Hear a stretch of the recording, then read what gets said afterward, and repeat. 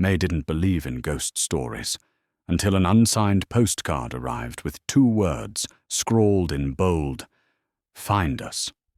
She and Pryce drove down a lonely country road, headlights cutting through the bare, twisting branches. At the end of the lane, a cluster of flickering lights hovered in the darkness like trapped fireflies. Beyond a torn banner that read, "Free admission," the carnival stood silent, as if it had been waiting just for them. They stepped out of the car into the crisp autumn air. Mae clutched the postcard, breath visible in the faint glow of the lamps strung between battered poles. The midway stretched before them, a carousel with chipped paint, its horses frozen mid-stride, empty cotton candy stands, a Ferris wheel looming overhead like a rusty skeletal crown against the starless sky. "I've never heard of a carnival out here," Pryce said, voice tight. He glanced at the postcard again. No signature, no date, just "Find us."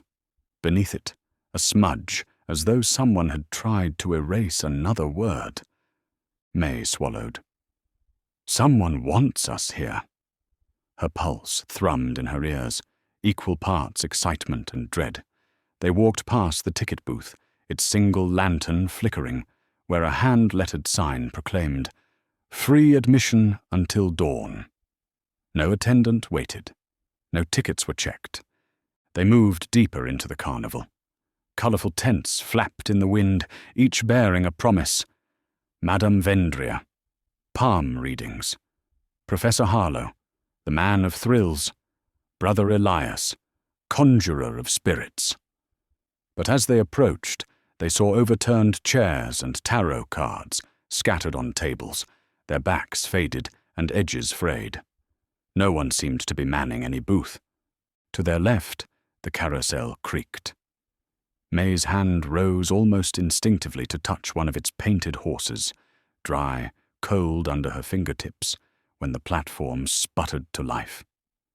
The music box began an off-key lullaby, each note skewing into the next until the melody warped. The horses trotted in place, ghostly figures riding nowhere.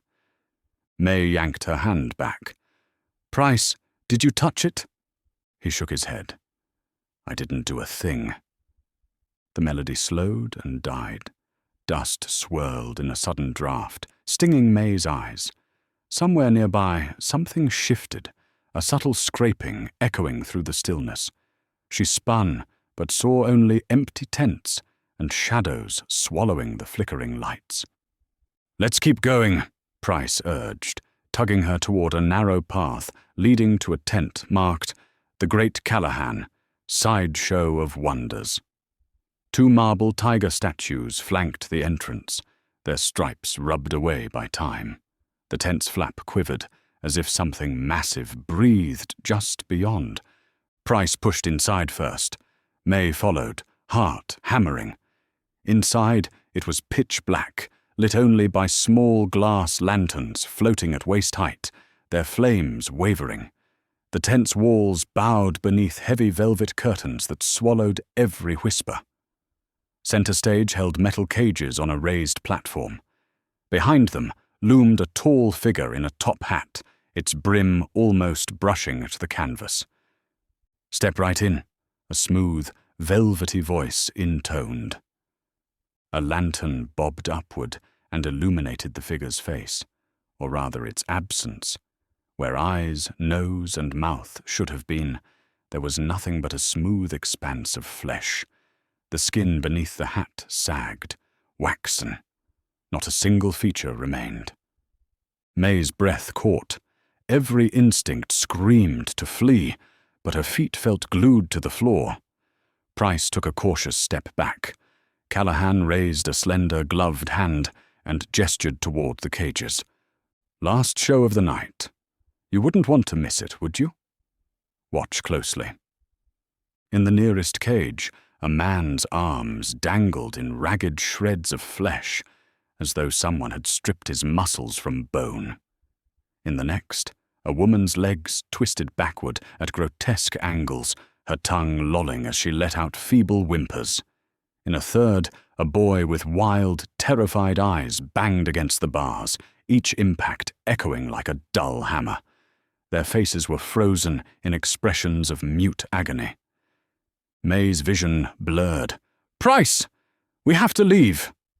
Callahan's head tilted impossibly to one side, and he whispered, "Of course." Then his voice snapped like cracking ice. "But first, let me show you my masterpiece." He waved a gloved hand. The lanterns snapped out, plunging them into darkness.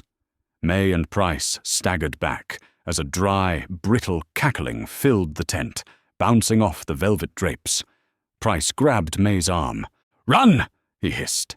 They lunged toward where they'd entered, but found only a wall of black curtains that stretched on forever. Each step forward led them back to the same spot. The cackling grew louder, closer, like something bounding in the gloom. Mae fumbled for Pryce's hand. "This way!" she cried, yanking aside another curtain. They tumbled into the cold night air. Outside, the carnival lights still blinked in uncaring rhythm. Mae and Pryce bolted past abandoned booths, cotton candy machines, and broken game stalls. Behind them, a monstrous roar reverberated, like metal grinding on bone. They reached the Ferris wheel, its frame crowned with flickering yellow bulbs. Only the bottom gondola swung low, waiting. Without hesitation, Mae yanked Pryce inside. The doors clanged shut. The wheel groaned as it began to spin, slow, tortured. Below, the carnival unfurled like a macabre diorama of light and shadow. Callahan stood beneath them, his top hat gone, head cocked at an impossible angle. Where his face should have been, there was nothing but an endless black void.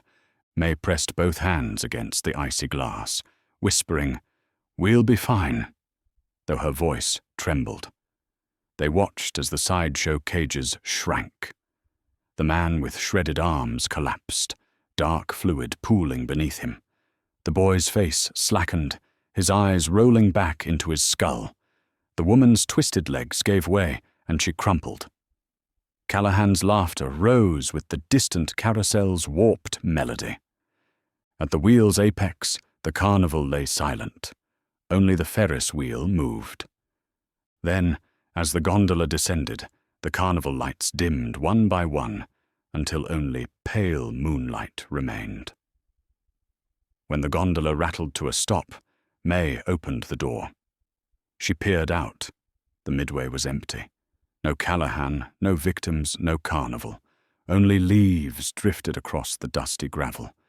They stumbled out and didn't stop running until the carnival vanished behind a veil of mist. Only then did Mae look at Pryce. His face was drawn, eyes hollow with terror.